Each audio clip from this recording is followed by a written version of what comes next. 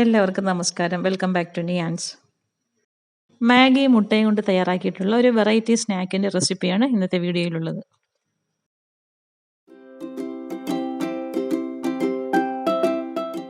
ആദ്യം നമുക്ക് കുറച്ച് മാഗി ഒന്ന് വേവിച്ചെടുക്കാം. അതിനുവേണ്ടി 1.5 കപ്പ് വെള്ളം പാത്രത്തിലേക്ക് വെച്ച് കൊടുത്തൊന്ന് തിളപ്പിച്ചെടുക്കാം. വെള്ളം നന്നായി തിളച്ച് വരുമ്പോൾ അതിലേക്ക് മാഗി ഇട്ട് കൊടുക്കാം. ഇത് തിളച്ച വെള്ളത്തിലേക്ക് ഇട്ട് കൊടുത്തൊരു പകുതി വേഗമാകുമ്പോൾ അതിലേക്ക് പാക്കറ്റിന് അകത്തുള്ള മസാലയും കൂടി ചേർത്ത് കൊടുക്കാം. എന്നിട്ട് നന്നായി ഒന്ന് മിക്സ് ചെയ്ത് കൊടുക്കാം. മസാല ഇട്ട് കൊടുത്ത് നന്നായി ഒന്ന് മിക്സ് ചെയ്തതിന് ശേഷം വീണ്ടും പാത്രം മൂടി വെച്ച് വെള്ളം ഒന്ന് വറ്റിച്ചെടുക്കാം.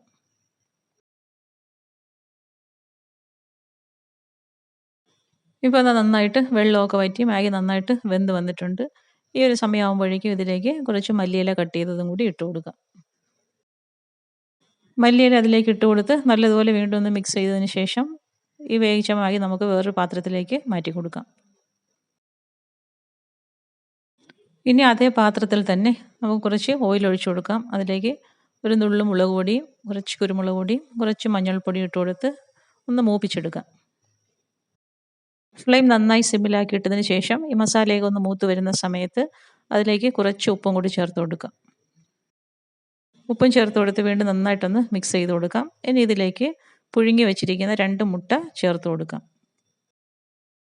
മുട്ട ചേർത്ത് കൊടുത്തിട്ട് മുട്ട നന്നായി ഒന്ന് ഫ്രൈ ചെയ്തെടുക്കണം. തിരിച്ചും മറിച്ചും ഇട്ട് ആ മസാലയ്ക്കകത്ത് നന്നായി ഒന്ന് ഫ്രൈ ആക്കി എടുക്കാം.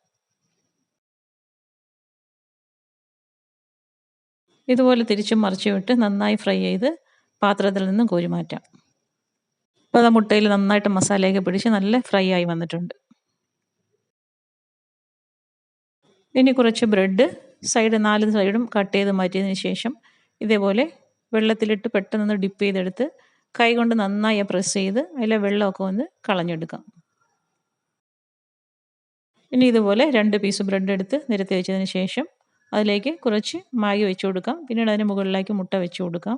വീണ്ടും അതിന് മുകളിലേക്ക് മാഗി വെച്ച് കൊടുത്തതിന് ശേഷം ബ്രെഡ് കൊണ്ട് കവർ ചെയ്ത് ഒന്ന് ഷേപ്പാക്കി എടുക്കാം.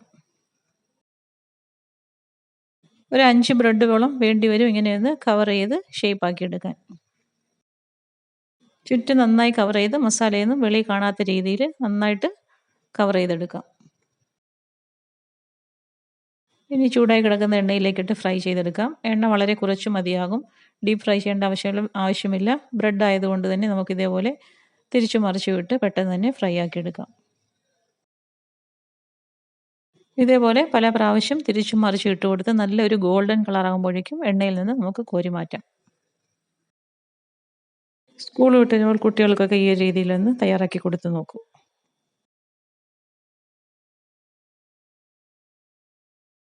തിരിച്ചു മറിച്ച് ഇട്ട് കൊടുക്കുമ്പോൾ സൈഡൊക്കെ ഇതേപോലെ ഒന്ന് ഹോൾഡ് ചെയ്ത് എണ്ണയിൽ വെച്ച് കൊടുക്കണം. എന്നാലേ എല്ലാ ഭാഗവും ഒരേപോലെ നല്ല കളറായി കിട്ടുകയുള്ളൂ.